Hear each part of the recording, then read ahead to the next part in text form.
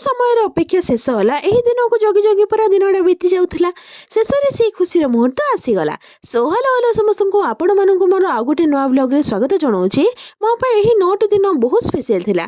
कहीं जो मुहूर्त को मु एते मास धरी अपेक्षा करथली शेषरे से दिन आसीगला। रथयात्रा रे पुरी जाई जगां को दर्शन करने को इच्छा थिला, किंतु डोरी एमिति लागिला जगांकर सीधा आसी मते माँ घरे पहुँचवा को पड़ला। 9 दिनर यात्रा बुलवा सहित जगांकर सब रूपर दर्शन करने को मिलला। 9 दिनर 9टी दिव्य रूप 9टी अनुभूतिर अमृत स्वर प्रतिदिन नूतन बेशरे उज्ज्वलित हुए महाप्रभु को अपूर्व आकार।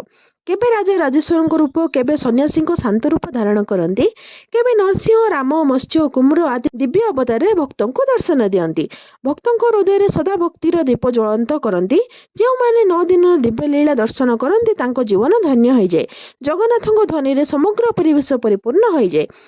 9टी दिन एते जल्दी चलीगला। पुणी बाहुड़ा आसीगला। जगां को पुणी जीवाक पड़ला। एकादशी दिन जगांकर रथरे पूरा दर्शन मिलगला। किए किए जगां को 9टी रूप से दर्शन करले कमेंट निश्चय जनइबे। वीडियो भल लगे लाइक कमेंट सब्सक्राइब करेंगे। रही जय जगन्नाथ।